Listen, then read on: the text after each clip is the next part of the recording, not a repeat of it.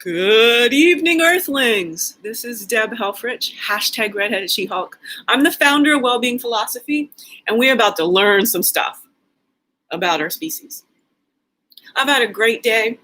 Had a very an almost indescribable hangout with a friend.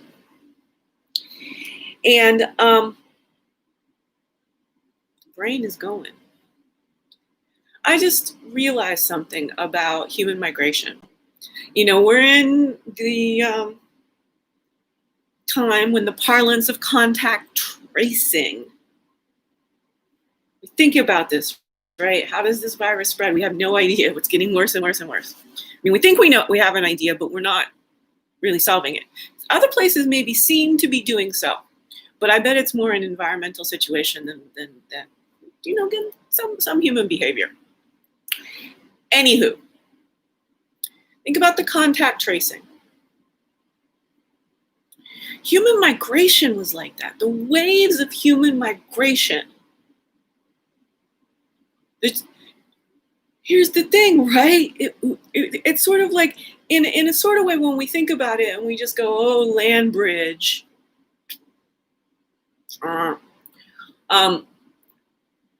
Africans are so brilliant. And see my belief in always having Africa have my back.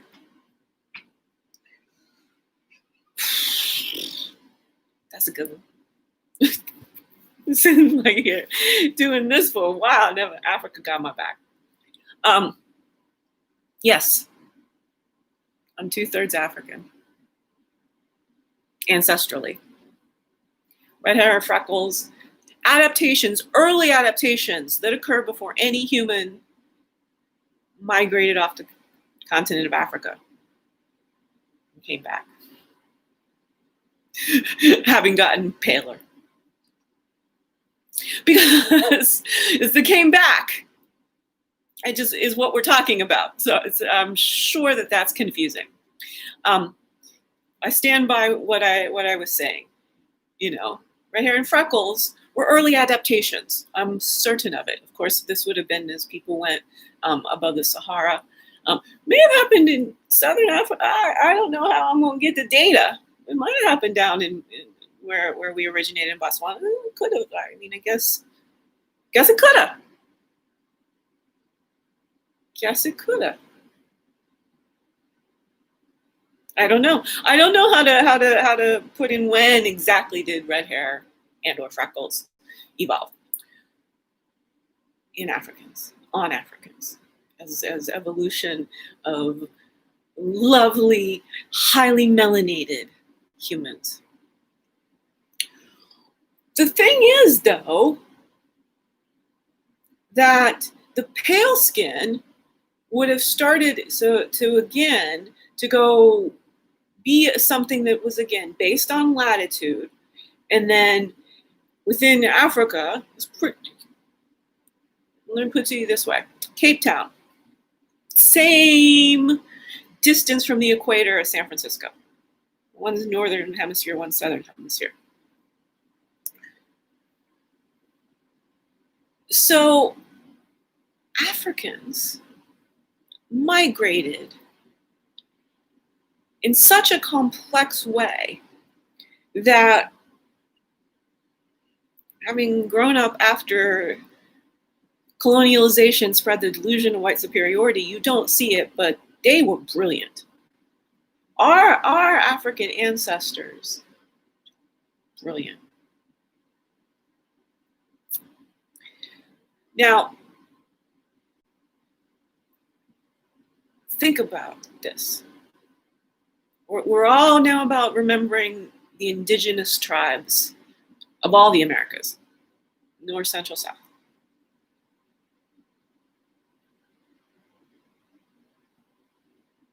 I mean, indigenous to the pale European conquerors, but I've never heard anyone, not even a conspiracy theorist, posit that humans figured out, spontaneously combusted on American soil. Continental, all three, right? Not the US of hypocrisy. Did any human spontaneously combust?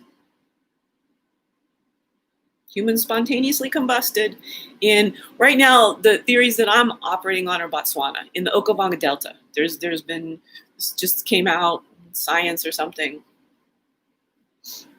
2019, fall 2019.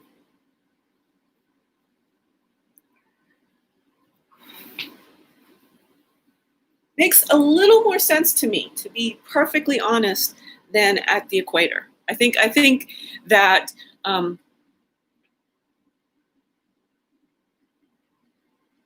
wouldn't have been near the ocean.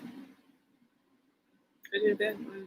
I mean, so well, some of the steps up to evolution of Homo sapiens.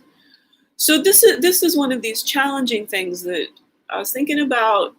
You know, how you go from one species and become a new species. And we say this is like, so who can get who pregnant is sort of the definition of a new species, right? Whether you can interbreed. Because there's different species of giraffe, right? And can they interbreed? Is whether or not it's just like a pattern variation. You know, giraffes' patterns are freckles. As humans, we have potentiated within our DNA all kinds of different mammalian capacities. So not only do I have the surface visual effect of a giraffe, I've got the ability to be as large and sleep as much as a polar bear. It's a fantastically diversely capable human, complexly adaptable depth. This is going to be a little controversial now. So you're not into controversy, and goodbye. But, and talk just a little bit about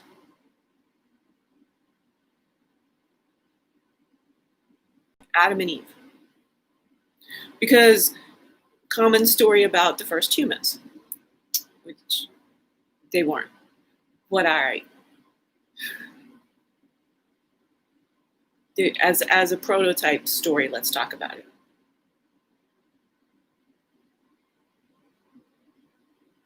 Then in the story, it has two sons, right? Cain and Abel. Did we just not hear about the girls? I mean, I have not had an urge to ever pick up a Bible, but now I want to know, who did Cain and Abel get pregnant? Where did the next generation come from? I don't want to Google it. I don't want to, even in a private, I don't want to Google it. I'm gonna sit and ponder. I mean, the story, nobody, and it might be in the story, but like nobody even, I don't recall it ever coming up as a question or a discussion or, who did Cain and Abel get pregnant? So stepping away from the Bible, when you're the first of a new species, and you sort of evolved, the only way that species continues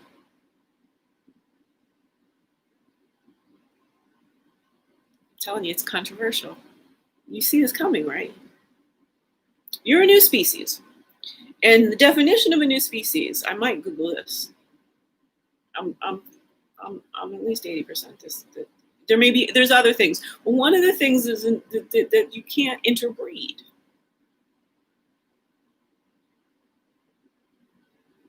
So you've evolved with some different things going on. Only way the species can continue. Only way the species can continue is of brothers and sisters.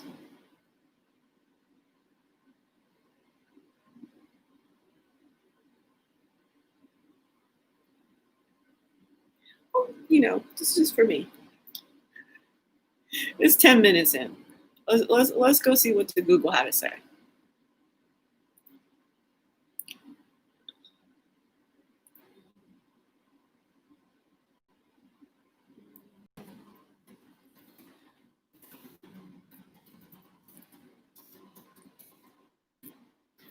Definition of a species.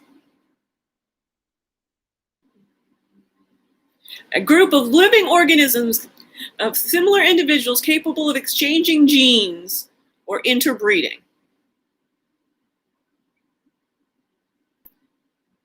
Okay.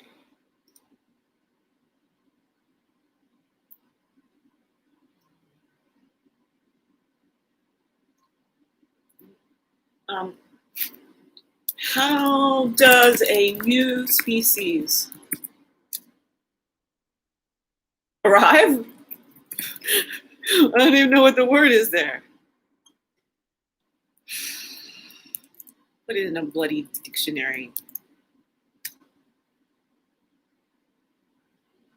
Oh, the word is arise. See, I don't care about English. I'm like really like how does it happen?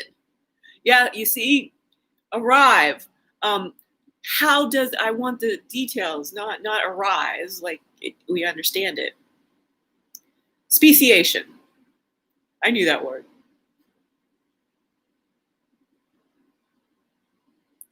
An ancestral species splits into two or more descendant species that are genetically different from one another and can no longer interbreed.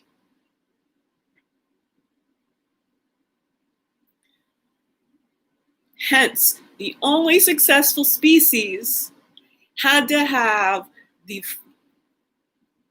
a male and a female reproduce. I'm still because if we look at it at the biblical sense of it, so I'm okay with it, but I gotta dive into these details. I'm really not getting it. I'm not.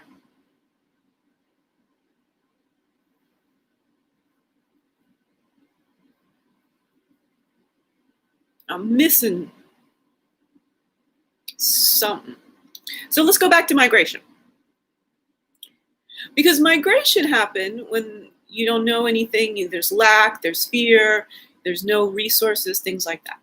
So I'm now having a resource in processing power that, I can re-explain the Big Bang. So bear with me over here. I mean, I know how to use evolutionary logic to re-explain the Big Bang. That's so complex. You got to be at the top of your brain power to even contemplate that with me. You got to know why the universe is expanding. You got to believe. You got to see it like clearly. And it has a lot to do with the problem I'm trying to solve here about speciation. It does. It's morphic fields. Morphic fields explain the expansion of the universe. I give away the secrets of the universe for free. Like it's just me here. The secrets of the universe cost. And right here is where somebody soon is going to start paying debt. I must really be cogitating. I very rarely drink water during any of these. I had actually been doing, definitely, actually been doing my evening meditations in the dark. And had to pop up, which I haven't even gotten to the bit that made me pop up and get, this got to be recorded. So you got this morphic fields explain the expanse of the universe. Einstein's biggest blunder. Deb's like, easy enough. These magnetic fields, y'all, they have mass. E equals mc squared.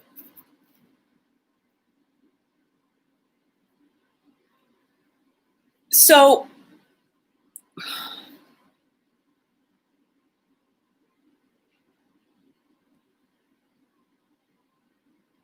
back to, the Bible not being necessarily a primary source, but a useful way to just put some names to a really complex concept. That's why I use the Bible, because,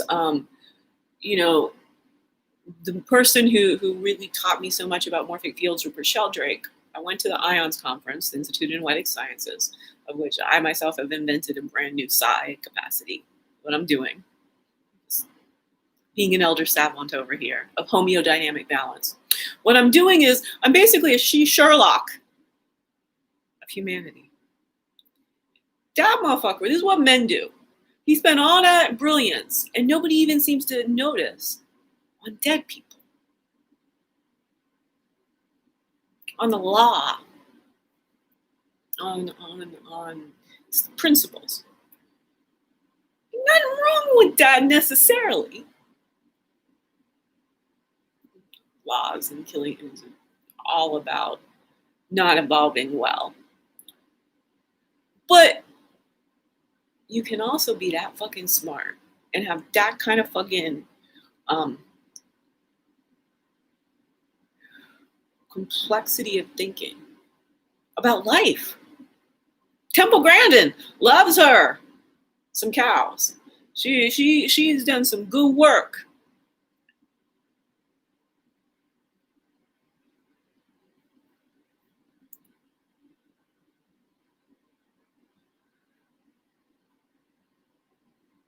Sorry, there's just too many.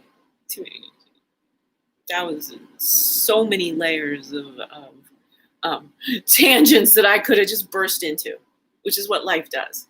Where I can go from bringing in Temple Grandin as a real life example of a she Sherlock.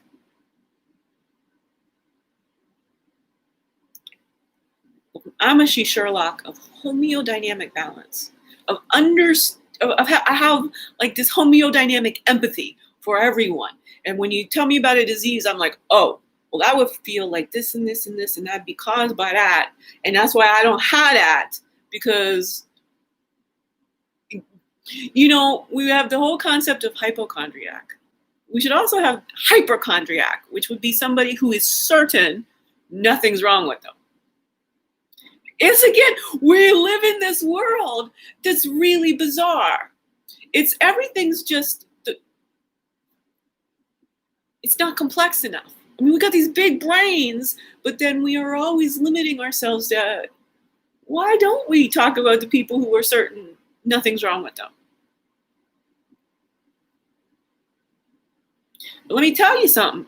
Why? Is because in the contemporary society we live in, it's set up to take us all down. The health, the cognitive dissonance that we don't understand how our own bodies operate at all. We don't understand. And we used to understand back in Africa, because that's what we did. Talk about how our bodies work. When we were migrating around, right, searching for food, hunting and gathering, right? We weren't tied to a piece of property. We didn't have a deed on something. We weren't, again, it's like I can't even think of which thing to mention, because it's everything. This rootedness in place is not what happened when we were in the early stages of our evolution as a species. And that created there was so much to keep track of that might generate fear. But we didn't have this cultural legacy of thinking it through. We were just in the moment, doing what needed to get done to stay alive. That's what our bodies want of us. Hey, be here with me. I'm your best friend forever. Our bodies are our best friends forever. Your body's trying to keep you alive. When you have a craving, that craving is trying to keep you alive. Now, your body can't tell you to go have some cassava. Have a nice starchy, resistant starch real substantive, you ain't never had cassava, you don't know what I'm talking about, right? Your body won't pop that into your mind. Your body's going to pop up, go get a bag of potato chips, because it's had that. And depending on your eating habits, and depending on how urgently your body needs whatever it is that it's lottoed up, oh, I can get it from this substance, this amount of this substance.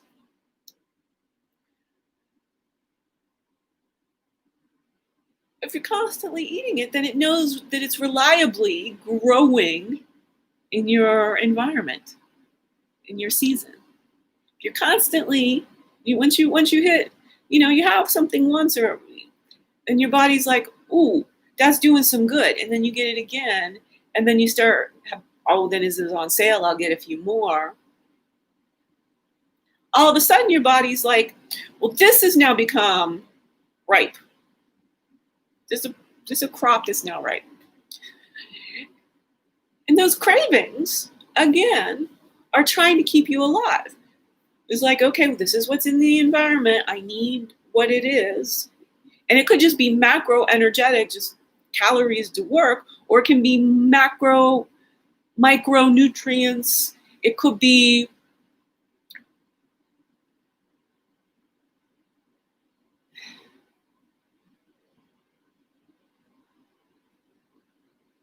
many layers of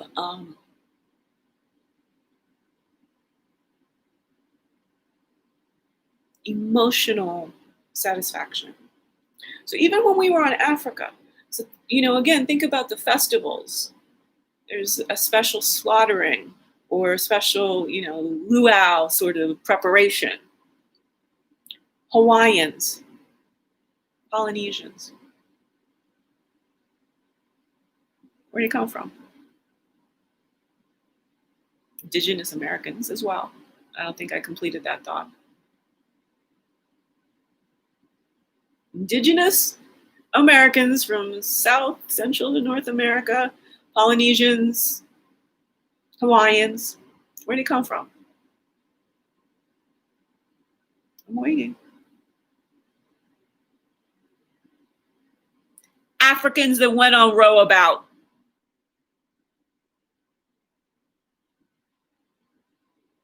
That's gonna kill. That's. Yeah. When I build that up right, I'm pleased with myself. I have been having a placeholder there where I would always use the Aboriginal Australians. But I like how I broke that all together when I don't answer the question for the Indigenous Americans and I get back around to Hawaii and Polynesia. Tie it all together. So not just even if you're not paying all that full attention, and you use the colloquial cultural American versus the whole continental chain American. I tie Hawaii into Polynesia, into Tahiti. Now I got the brown skin. Guarantee. Africans that went over all about. All right, whew. Sorry. Now what this is, I don't know what you think it is. I'm kind of curious. And it's, it's a little bit of overwhelm, but also what I'm doing right now is realizing there's so much energy. That some movement is nice. And this is childhood trauma healing. This is like, okay. I got this.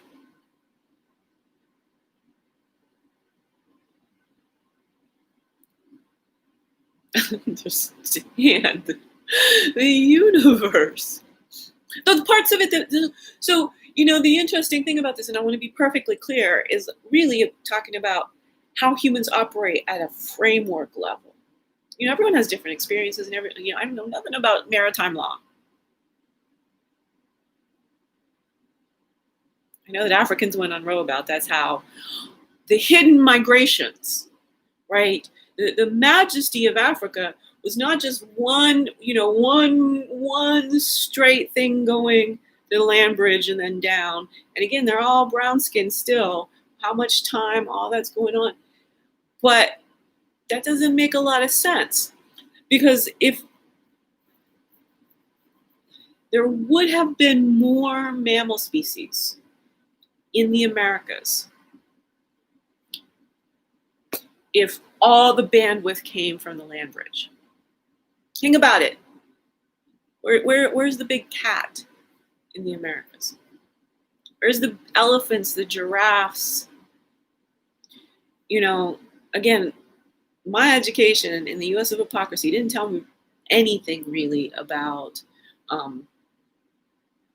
mammalian species of South America.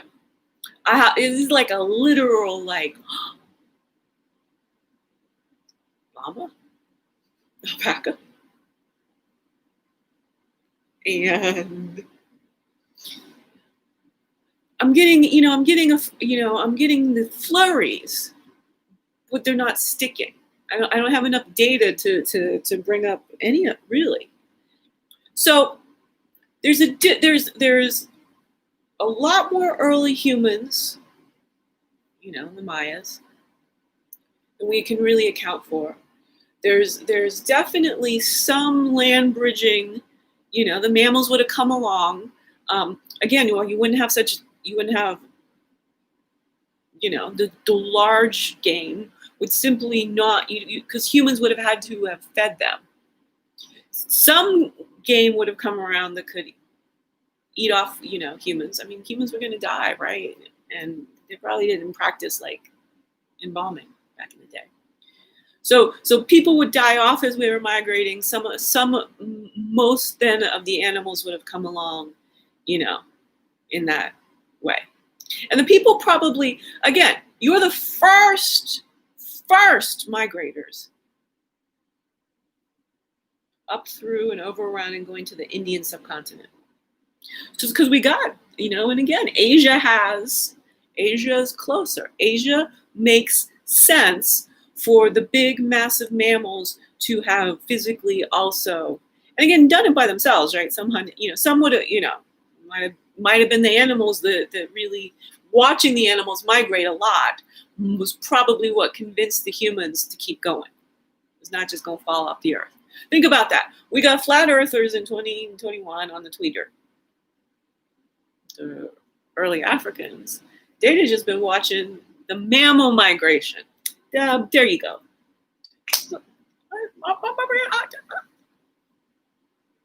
First time I ever even clearly elucidated wanting to fill in the discrepancy between why the continental Americas did not have the same variety of mammalian life. It's because it's not just one bandwidth through the land bridge. Some occurred, and the mammals would have come through. Because again, when you're going row about, you're not Noah's Arking. That happened way later in advancing technology, if it happened at all.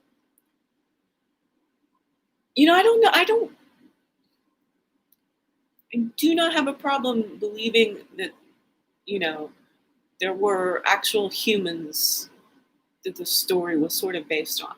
But the timing is all off and the theory's wrong.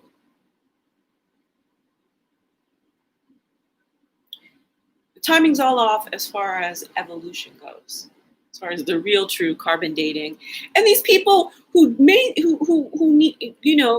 wrote these stories of biblical proportions, they didn't have carbon dating. I can't fault them. They weren't trying to deceive us. And they did a relatively good job. I mean, in all honesty. My problem is always with the application of religion and the hierarchy and how it demands of colonialization. So, all right. So I got you. Africans so smart they went on row about. They went everywhere. way before your brain has ever conceived that they were that smart, that advanced civilizationally. And they are smart as humans, smarter than you are. They trusted their body. They listened. They observed the nature. They really were like, well, if then a whole bunch of herds of things go there, come back, go there, come back, there might be a lot of food resources there. That's what migration, and that's all they were doing. They weren't static. This is the other thing we got to really understand. Everyone was a migrant until agriculture 10,000 years ago. You just would, I mean, you could, there would be some places of plenty. There would be some really cool shelters. I mean, you would like a view of the ocean if you could find a nice place to hang out. There would, so, but overall, vast percent, when that didn't suit, or the climate changed, or the season changed, or you're like, I'm done with berries. Let me go get whatever. You could just do it. You were free range. Free range humans. That's the more free range you get, right? The hour after you stop listening to me, you let this sink in. If you get free range, you become free, become joyful. You will figure out what inside you is this what I'm doing. This is where I was born. Talk about human potential. I don't think my eyes had ever done that before.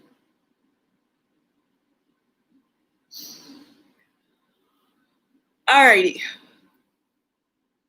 So now we're going lions and tigers.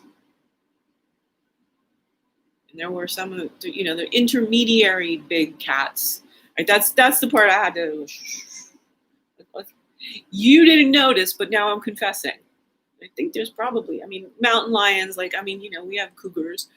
So there were some, again, the smaller ones that were more nimble, that would have been feeding off the carcasses of dead humans and feeding off the carcasses of also the large mammals going with them.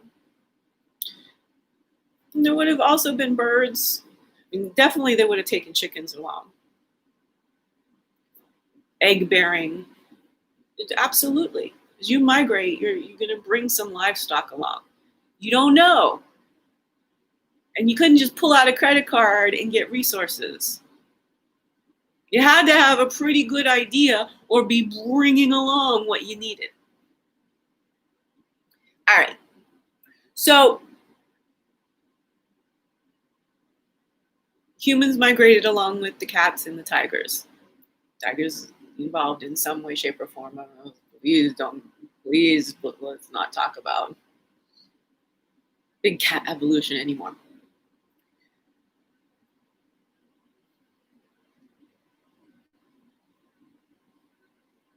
The migration to India and China, these are Africans, who went longitudinally, not latitudinally. So those of us who ended up being pale-skinned went north. And our skin, was able to not need quite as much melanin. I think it was probably one of the worst adaptations in human history. Evolution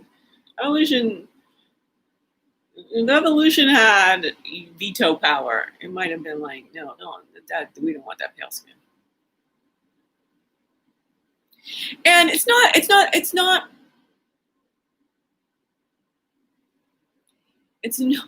what the skin looks like. It's how it functions in regards to sunlight, which is a situation created by very harsh environmental conditions of latitude so far north that in order to continue surviving, we had to invent clothes, like kill animals for furs to stay warm. We had to build shelters. We had to continuously, figure out how to deal with a smaller growing season. Okay? Plenty of adaptation challenges right there. Because it seems to have taken us away from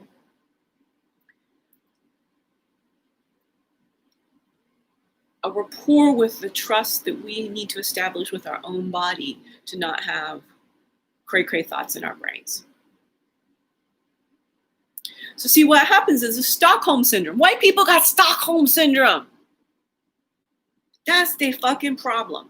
The Stockholm syndrome, though, the captor is stuff. How we manage to survive, right? You go up the Mediterranean. Let's start to somebody's trying to take over to, get to take over. That I don't want your brain going there. I enjoy that metaphor, but not in the way you mean right now, because I just want to say, a few people rowed to the UK. Rowed your boat.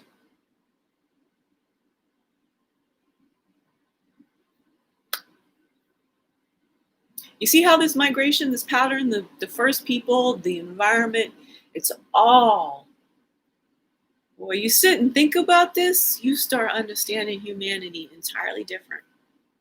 This is evolutionary right here. Yeah, that's a big one. We was past 3 minutes past Pippin before I even took a time check. All right.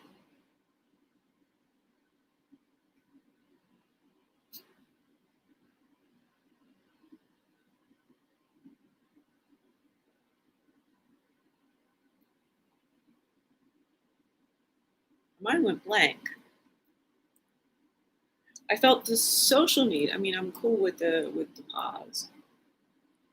But my mind went so blank, it started like, well, maybe I'll just tell them I got all this stuff going on that I'm trying to decide how much, where I want to go with this. So where I was going with this was, I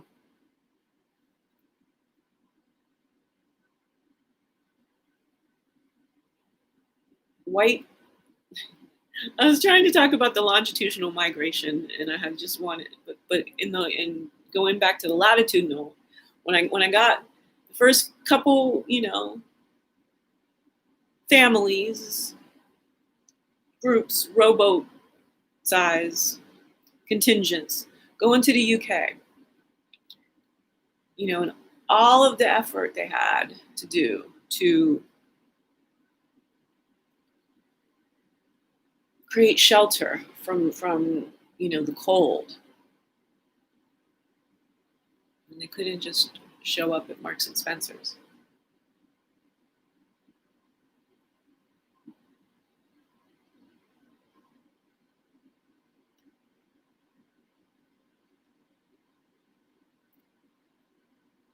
It's a fear of how difficult it becomes. I mean, when you're migrating, there's all these new. I mean, you just don't know. You don't have a Google. You don't know. So, you really have to figure it all out. All of the newness, constantly, and that takes you away from understanding your own body and forces you out into a lot of hypervigilance in the environment. Now, the Africans had extreme intuitive interactions with their environment, or else they wouldn't have stayed alive. But that happened after knowing their own body. Whereas what I'm positing here for the very first time, probably ever, is as you got paler, as the species Homo sapiens got paler and went to farther and farther northern environments, it would have been the case that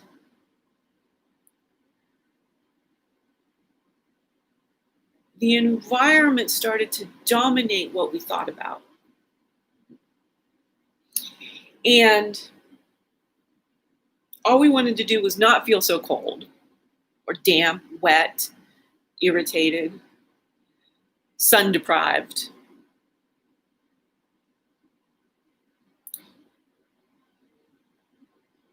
The main difference between dark skin and light skin is that dark skin really can have the capacity to use sunlight.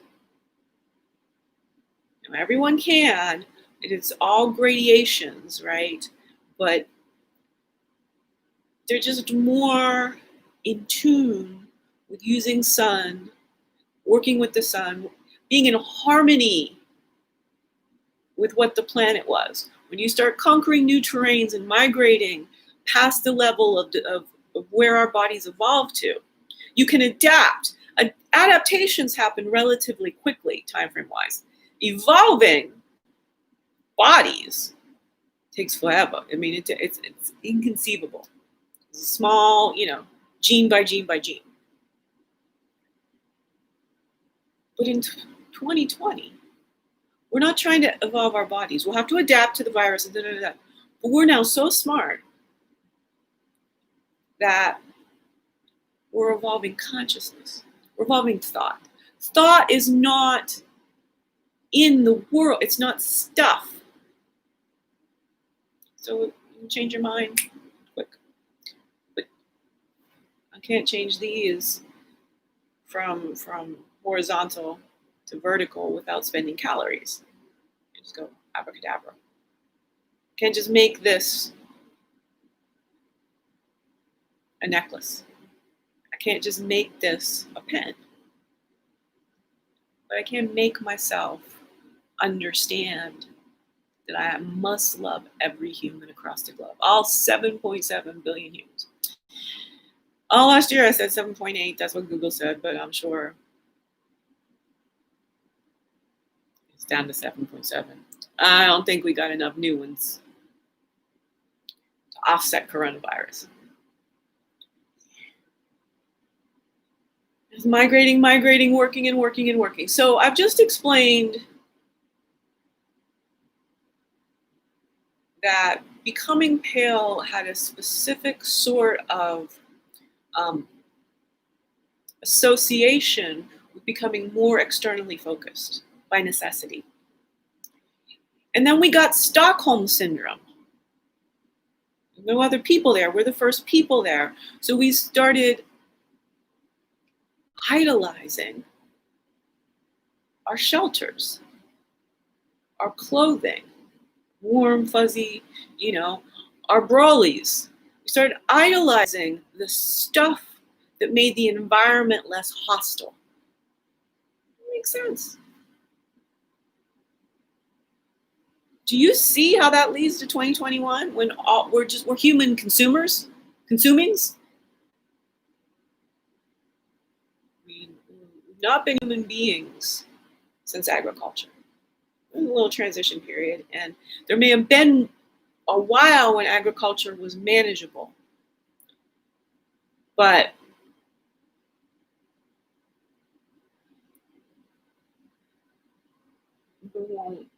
if you're not copacetic with the challenges of agriculture, do you use the internet?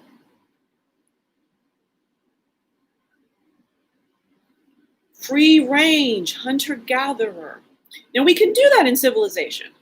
But not to say that civilization is bad, but we just, in order to be civil, we started using laws and scarcity and punishment, and we got the implementation of civilization wrong because we didn't have internet to consult. We couldn't just WhatsApp up somebody in Africa like I've been doing. What'd you do for 2020? I dated a man in Lagos. So here's the deal.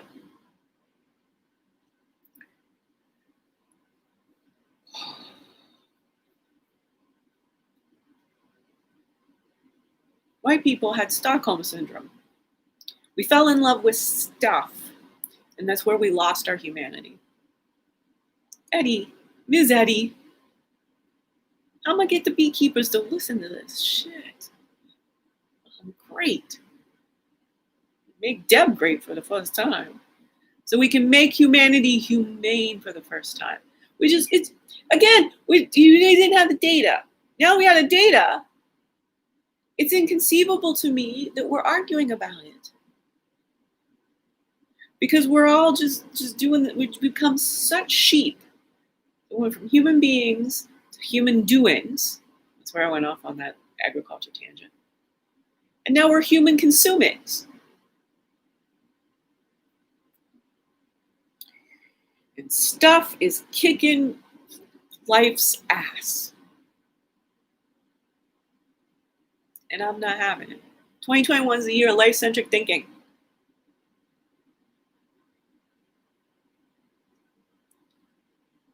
All right.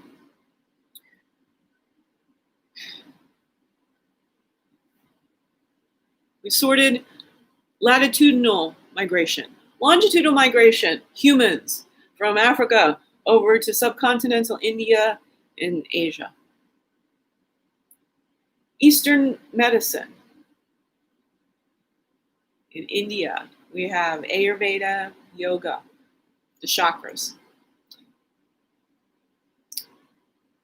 China, we have acupuncture, Tai Chi.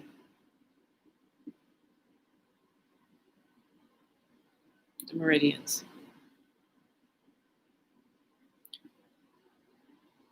Africans could row from Africa to the Americas, throughout the Pacific Islands. Don't tell me they didn't have a system of healthcare. A bad word. Don't say that they didn't have strategies for being optimally alive. I'm under no delusion that they weren't robbed of this history by the process of colonialization.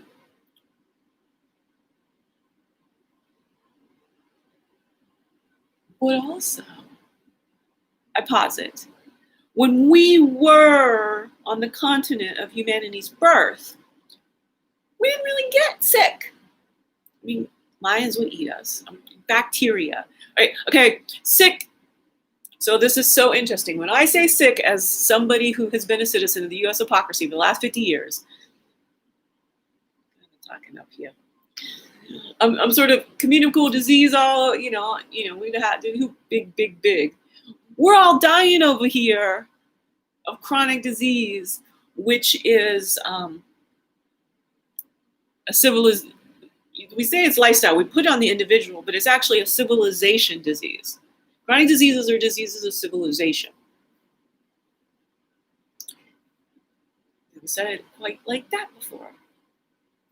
So in Africa, how we stayed well, optimally, dancing and singing, eating, we only had natural food. Only. And we had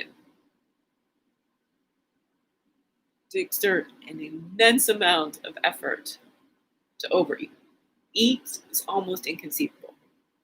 Although we would. So let's come back to that, because even Ms. Superstar, 333 pounds. That was an acculturation. Now that would be true for 80%. Humanity, just like whoever's lot is the 80-20 rule.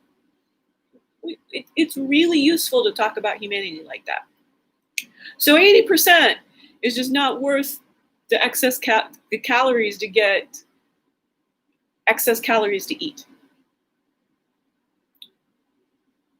But for 20%, who were the migrators, right? So again, super migrators, the traders with different tribes, the people who go around and talk. Like, well, we've seen the animals go this way and that way. Do you think there's really good stuff over there? Do you guys have any intel? Right? Because we think of all the men and then talk about the war. I'm telling you, my friend, Simon, a Kenyan,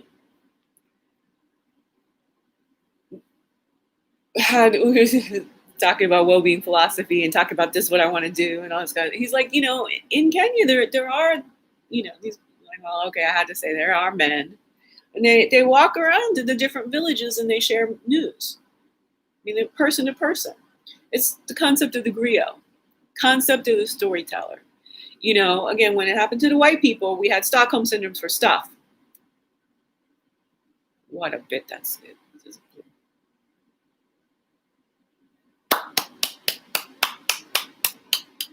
Stockholm syndrome for stuff. That explains whiteness.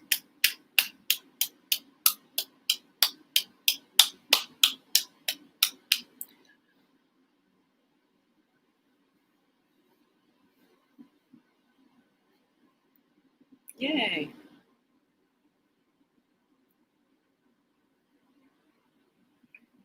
And all of this cherishing my own creative process is so it's actually really, really useful to demolishing racism this decade. But what a useful phrase if you've said a few times that you know how to demolish racism this decade. I've been telling people this. I seem to have already got Elon Musk to reconsider the Mars City. Just tweeting to him today. It's January 5th. I was tweeting with Elon Musk and Peter Diamandis. Oh, this is. And so he's saying he might start thinking about not the starship going off the planet. And Peter says that's like go from LA to Paris. You really could go to Paris for lunch, and it'd take you like 37 minutes to get from LA to Paris. I tweet, is this really what humanity needs this decade? The billionaires to be able to have lunch in Paris? You can't leave these capitalists out there without me holding them accountable any fucking longer. They're going to self-extinct our species so quickly. You see how smart I am, right? I don't really do the math, the number math, but the math of life says 30 years.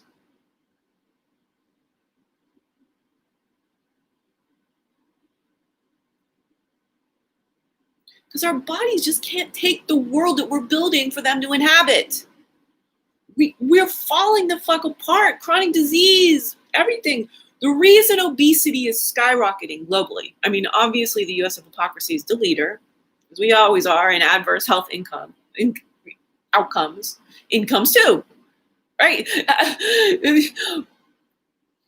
Adverse health outcomes created by the disease care industry. Because it had to keep itself going. Once you create an industry, you don't care about it. Got to keep going. Humans be damned.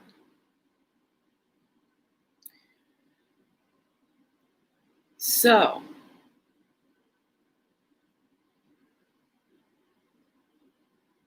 I'm going to talk about, this is a little aside, this is a complete damn personal note.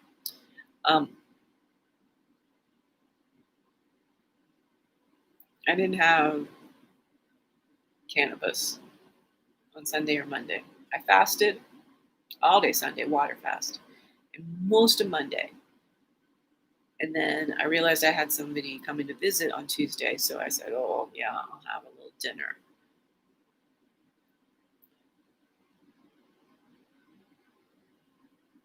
And I didn't have cannabis for a third day. And I had some. It's 9:45. 5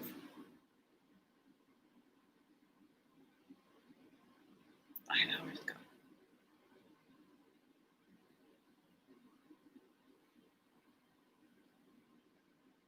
Useful information.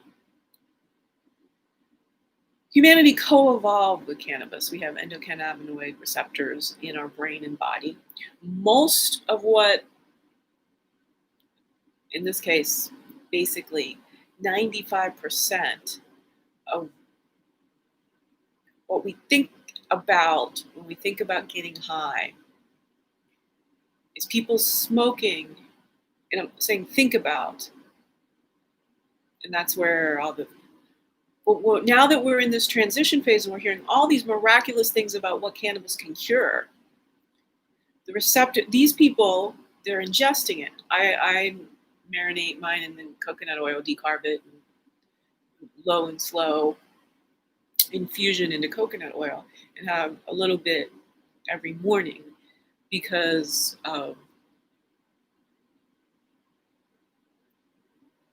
fibromyalgia is the easy way to understand the pain that it relieves bodily.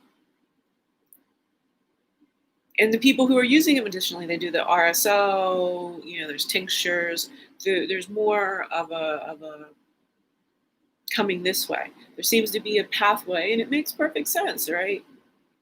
The gases go to the brain, and it happens quickly, and it will wear off, whereas the ingestion is a slow burn, is a slow through the metabolism, through the digestion, and we all know, again, edibles, 333-pound morbidly obese person who who ate potato chips to lose 150 pounds. Not against delicious eating, but edibles to me did nothing. I never felt anything at all. Now, it could be I'm just so large. It could be, but I think it's actually the preparation. You put that, to make it shelf stable to distribute it legally. Which is why I'm telling you.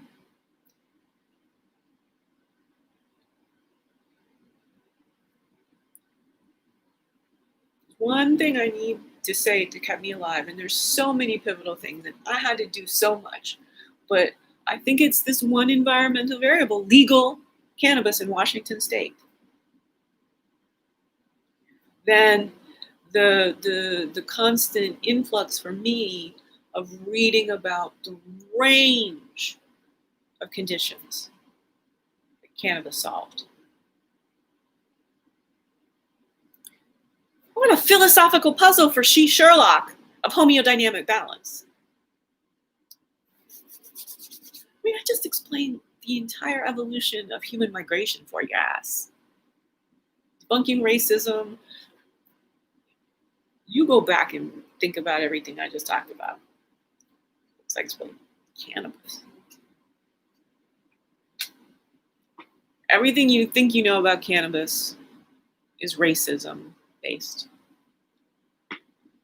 Because, of course, in the migration of things, cannabis got to the U.S. through Miami and New Orleans, through the Black population.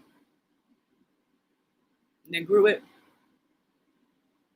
as a plant, as medicine, food, and the government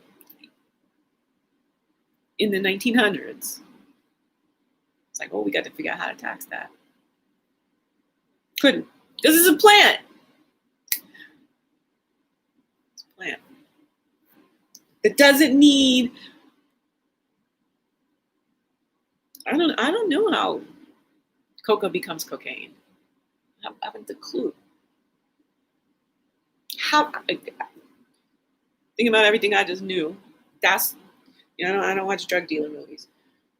But so there's to me there's some sort of processing laboratory method. I mean, shit, you need a fucking laboratory to do heroin. I'm always with that spoon situation. So, yeah. I was a fucking hermit. Nobody talked to me. I was morbidly obese. Nobody ever. Forget about offering me, pressuring me to do drugs.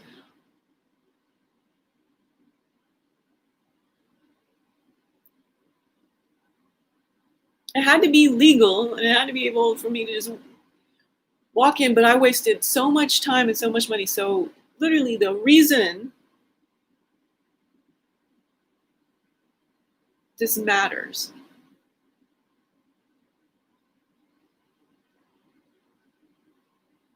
Is our civilization is what is harming our health.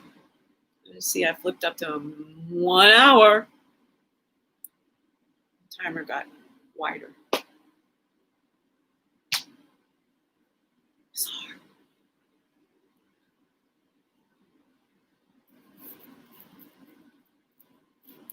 What's bizarre? So we're talking about cannabis. We moved on human migration. I think I didn't entirely finish what I wanted to say about India and China, which is what so profound. It made me jump out of bed from my meditation in the dark. But maybe I'll get to it, maybe I won't, because what's occurred has just been magical.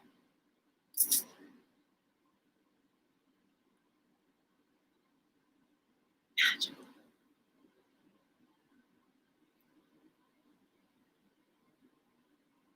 And now, I could just have a rewind. I don't.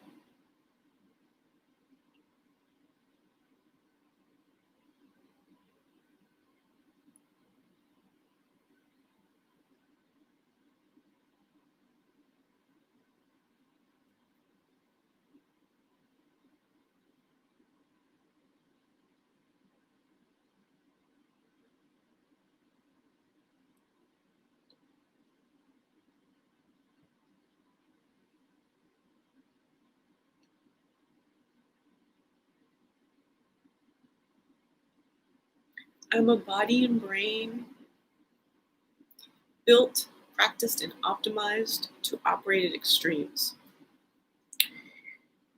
And there was I couldn't language it in that place. Lost the train of thought and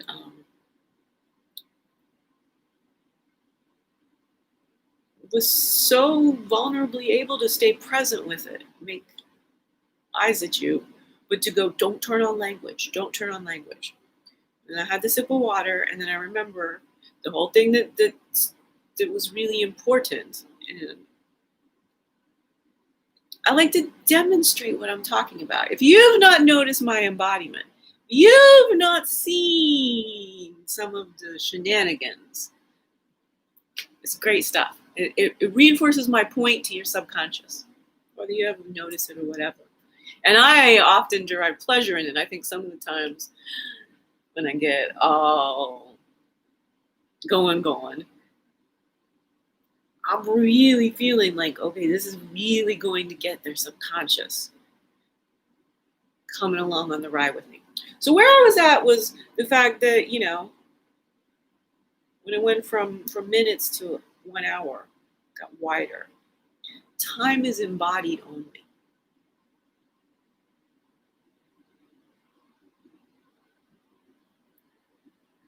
So this conundrum I have about a brand new species, and really, understanding it well enough, I can stand on a stage and be grilled about it.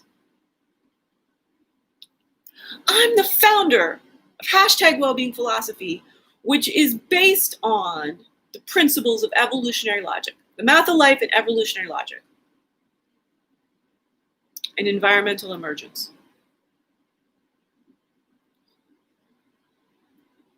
Evolutionary logic requires me to be able to outspeciate even an evolutionary biologist, logically, philosophically, hypotheses-wise. They're going to know all this data. They're going to have all this terminology. They're going to have had, to buddy up or argue against, compete, with competing views, buddy up for the politics, up their street journal publishing cred by debating each other, stuff like that. So my logic needs to be thoroughly on point. So it's kind of cool showing you my process. This is the work I do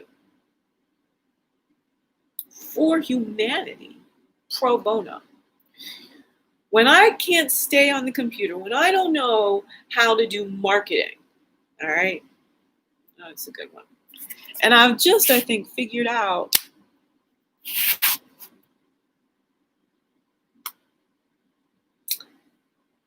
why the lighting goes on and off on the Mac sometimes. Keep the plug in. Look at how my brain is just like, I got it all. My brain is in migration mode. It's like, are you trying to find someplace safe enough to rest and live? Like, okay, well, it's bugging me that the screen keeps going darker. I don't know if it'll happen on the video or not. I'm curious to see. I don't recall ever seeing it do that. But then mostly I think I plug things in. Again, I was in the dark meditating. And, you know, wouldn't typically unplug the Mac necessarily at that point, but there have been some flickers. There's a lot of wind, and I just like if the power goes out to not have the Mac plugged in, to have it already just off and down, just in case it surges right back on. Because that happens here. I live on an island, not on the mainland U.S. of hypocrisy, because it's poisoned me to death. Just to death. And only because I'm Einstein smart. So I still get to be here. What that means is I can explain E equals MC squared. I can go back and forth and around and about E equals MC squared with anybody. Totally different, like things nobody's ever thought to ask, to talk about. Einstein. I mean, Africa got this back. Einstein got this back. Einstein is totally, constantly, yo, Albert, you need to send some help. And I need to find a way to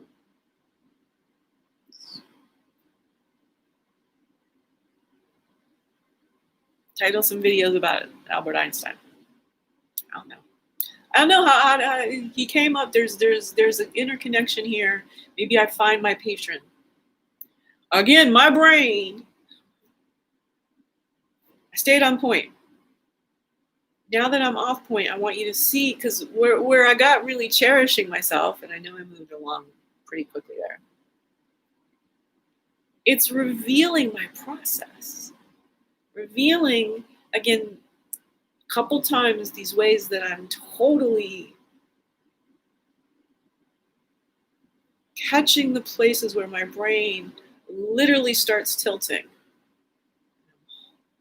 Going, well, just don't press up against the pinball machine quite so much. Have a water sip break. Keep your bioelectricity flowing optimally. So,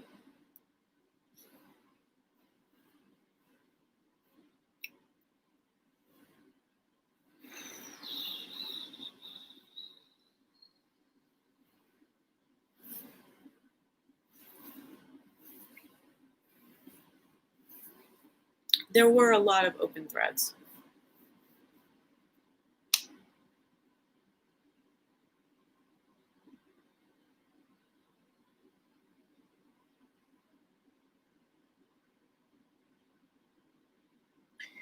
Well, the main thing, I popped out of bed. Let's see how we can wrap things up. Let's talk about longitudinal migration. I did such an excellent job with latitudinal migration right now, coming up to the denouement of white people got Stockholm syndrome stuff. I wanted to talk through the migration to India and China as humans. And it's sort of, right, it dead ended. So their skin lightened. Some of their features changed over the long spans of times of migrations. And there would have been many waves, right? But because of the harshness of the terrain,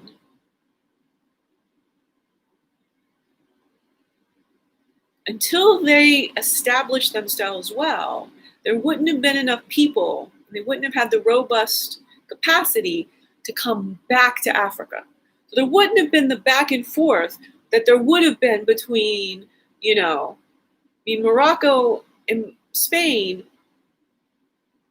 are crazy rowable.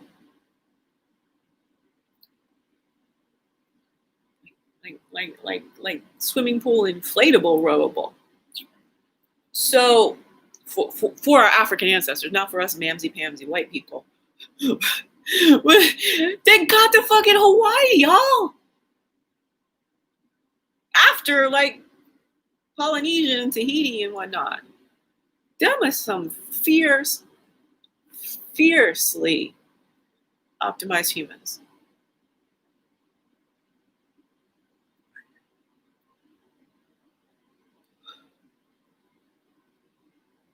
I'm always on the side of Africa. We're all African ancestrally. We need to hear somebody look like me say that. But it appears what I don't approve of is that it takes somebody as fucking smart as me to be able to see this, to have operated my life like this. It takes such intelligence to not to reject racist acculturation. My isolation and my smartness and my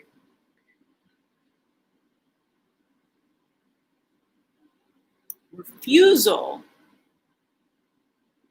to not trust my attraction.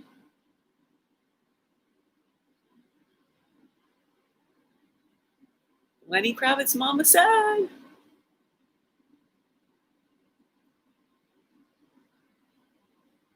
course you love everyone.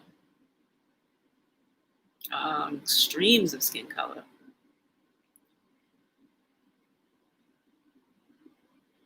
Is that thing that the reason the features of Indians and Asians and they migrated, but why they there just couldn't have been, when you think about the Himalayas, you think about some things, there would have been, again, some back and forth, but they really developed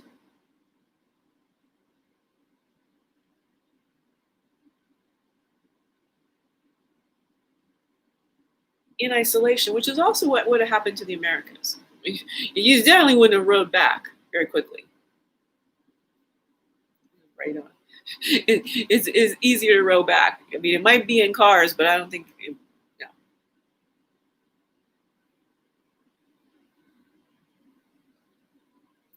Was when the rowing occurred, though, was South America, which obviously fits into Africa.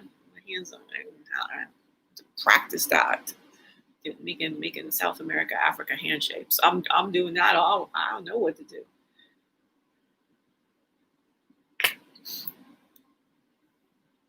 Get a projector and make shadows on my wall. Shadows on the wall.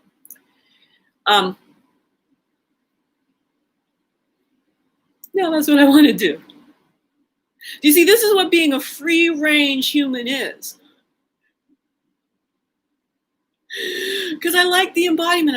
And subtly, and no, it's just, I'm obsessed now with figuring out if I can do a much better South America into Africa hand gesture, reversed on any screen that I might be streaming to. I don't know.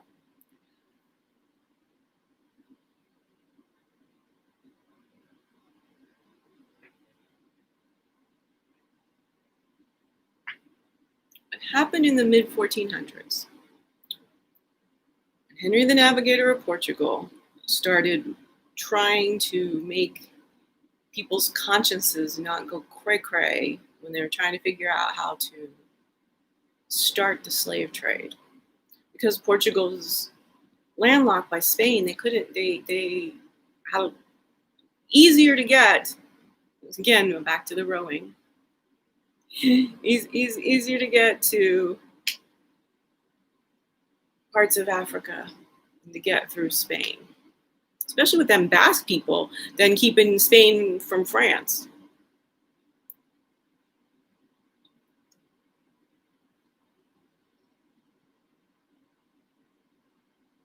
they did.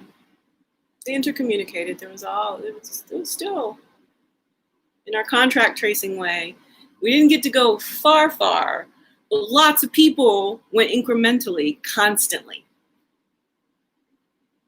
in a wide variety of directions.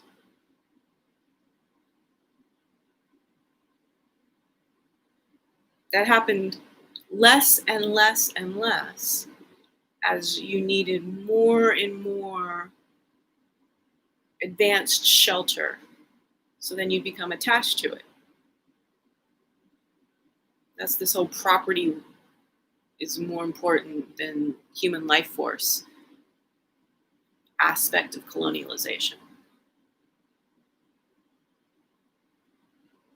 Again, Stockholm syndrome, this stuff. We fell in love with our captors, the boxes that help us navigate harsh elements environmentally.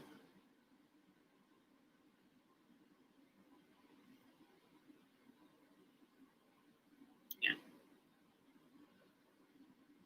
Just over 75 minutes, and I think Netflix. I'm gonna start getting the exception. I'm gonna start. Well, Ms. Eddie, that was the thing I didn't accomplish today. It was 10 p.m. Like I wanted to just get going on like one of this 5-6 hour live recordings.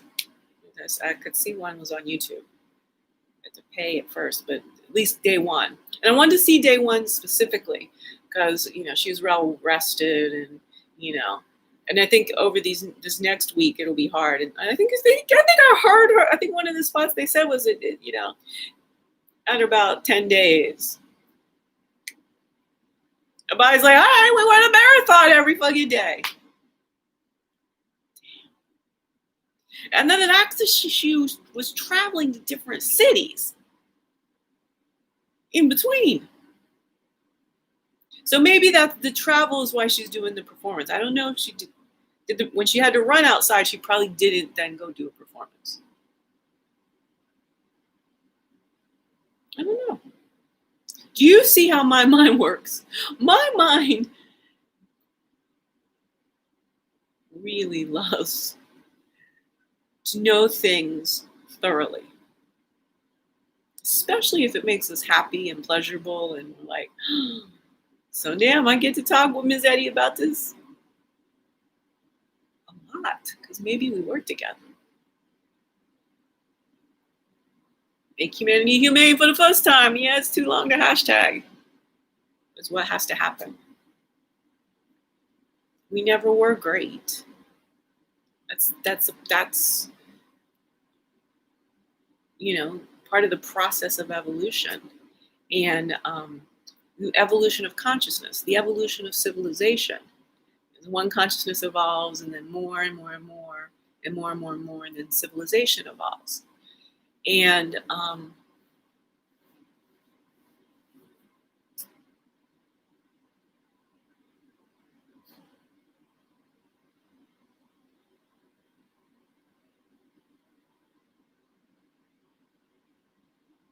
let me just bring up Ice Cube.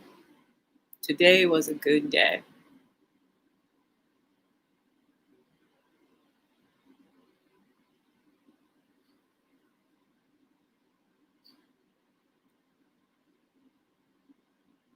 Now, if I was full on production, if I had a staff and everything, we'd just be queuing up the music for the EXO credits. But this is live one-woman improv, so it's just me. I hope you're getting to hum that in your brain. Over and out. Harmony, y'all.